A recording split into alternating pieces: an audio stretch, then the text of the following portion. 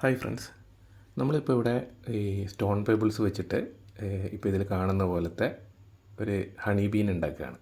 അപ്പോൾ അതിന് വേണ്ടി ആദ്യമായിട്ട് നമ്മൾ കുറച്ച് ചെളിയൊക്കെ ഉണ്ടെങ്കിൽ പേബിൾസ് നല്ല രീതിയിൽ കഴുകിയെടുക്കുക. സോപ്പ് കൊണ്ടാണെങ്കിൽ നല്ല രീതിയിൽ കഴുകിയെടുത്തിട്ട് നല്ല രീതിയിൽ വൃത്തിയാക്കിയെടുത്തതിന് ശേഷം അത് നല്ല രീതിയിൽ വെയിലത്ത് വെച്ച് ഉണക്കണം.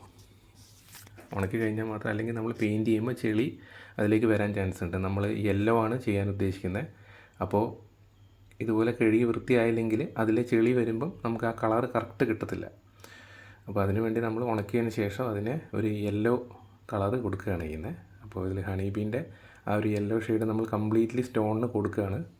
അത് വേണമെങ്കിൽ എല്ലാവർക്കും ആദ്യം പ്രൈമർ ചെയ്തിട്ട് ചെയ്യാം. നമുക്ക് പ്രൈമർ അവൈലബിൾ ആണ്. പക്ഷേ എൻ്റെ കയ്യിൽ ഇപ്പം പ്രൈമർ ഇല്ലാത്തതുകൊണ്ട് ഞാൻ 2 കോട്ടായിട്ട് ചെയ്യാനാണ് ഉദ്ദേശിക്കുന്നത്.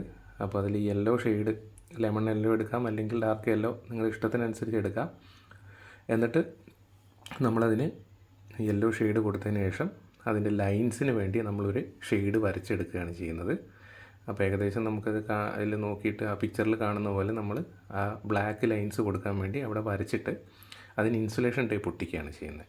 അപ്പോൾ നമുക്ക് ആ ഒട്ടിച്ചതിൻ്റെ ബാക്കിയുള്ള ഭാഗത്ത് നമുക്ക് ബ്ലാക്ക് ലൈൻസ് വരഞ്ഞു കൊടുക്കാം. അപ്പോൾ ഇൻസുലേഷൻ ടേപ്പ് ഒട്ടിച്ച് കഴിഞ്ഞാൽ നമുക്ക് എന്ത് ഗുണമെന്ന് വെച്ചാൽ കറക്റ്റ് ആ ലൈൻസിനൂടെ തന്നെ കുറച്ച് അങ്ങോട്ടും ഇങ്ങോട്ടും നീങ്ങി പോയാലും നമുക്ക് ആ ബ്ലാക്ക് കറക്റ്റ് ലൈന് അതേപോലെ കിട്ടും. ഇനി നേരിട്ട് പെയിൻറ്റ് ചെയ്യാൻ അറിയുന്നവർക്ക് നേരിട്ട് ചെയ്യാം, ഇൻസുലേഷൻ ഒട്ടിക്കേണ്ട ആവശ്യമില്ല. ഇത് തെറ്റിപ്പോകുന്ന പേടിയുള്ളവർക്ക് മാത്രം ചെയ്യാം. കാരണം ഓൾറെഡി നമ്മൾ യെല്ലോ ചെയ്തിട്ട് കുറച്ച് തെറ്റിപ്പോയി കഴിഞ്ഞാൽ പിന്നെ നമ്മൾ യെല്ലോ ഷെയ്ഡ് കൊണ്ട് അഡ്ജസ്റ്റ് ചെയ്യേണ്ട ഒരു അവസ്ഥ വരും. പിന്നെ ബ്ലാക്ക് ആയതുകൊണ്ട് തന്നെ ഷെയ്ഡ് ക്ലിയർ ചെയ്യൽ ഇത്തിരി പാടാണ്. അപ്പോൾ ഇത് നമ്മളെല്ലാം ചെയ്ത് കഴിഞ്ഞതിന് ശേഷമുള്ളതാണ്. എന്നിട്ട് ഉണങ്ങിയതിന് ശേഷം, നന്നായിട്ട് ഉണങ്ങുമെന്ന് ഉറപ്പ് വരുത്തുക, കയ്യിൽ തൊട്ടാൽ വരില്ല എന്ന് ഉറപ്പ് വരുത്തിയതിന് ശേഷം നമ്മളതിനെ ആ ഇൻസുലേഷൻ ടേപ്പ് അടിഭാഗത്ത് നിന്ന് കട്ട് ചെയ്തിട്ട് ഇതുപോലെ നമ്മൾ പറിച്ചെടുക്കണം. അപ്പോൾ കണ്ടില്ലേ, നല്ല അതേ ലൈൻസിൽ നമുക്ക് കറക്റ്റ് കിട്ടും. ഷെയ്ഡ് ഇത്തിരിയും പോവില്ല, കുറച്ച് പോലും പോകാത്ത രീതിയിൽ നമുക്കതിനെ നന്നായിട്ട് ഷെയ്ഡ് കിട്ടും അതിൽ.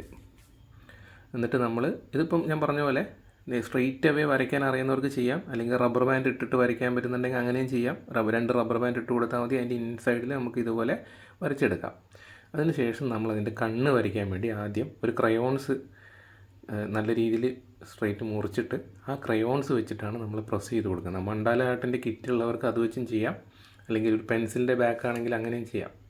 അപ്പോൾ 3നും ഞാൻ ഈ വൈറ്റ് വെച്ച് ഓരോ ഡോട്ട് ഇട്ട് കൊടുത്തിട്ടുണ്ട് കണ്ണ്. അതിന് ശേഷം ബ്ലാക്ക് കൊണ്ട് അത് ഉണങ്ങിയതിന് ശേഷം ചെയ്യാം. ഞാൻ ഇച്ചിരി ഉണങ്ങിയപ്പോൾ ഇച്ചിരി മാറ്റം വന്നു വരുന്നു, ഉണങ്ങാണ്ടാണ് ഞാൻ ചെയ്തത്. അപ്പോൾ ഇച്ചിരി സ്പ്രെഡ് വന്നു പോയി.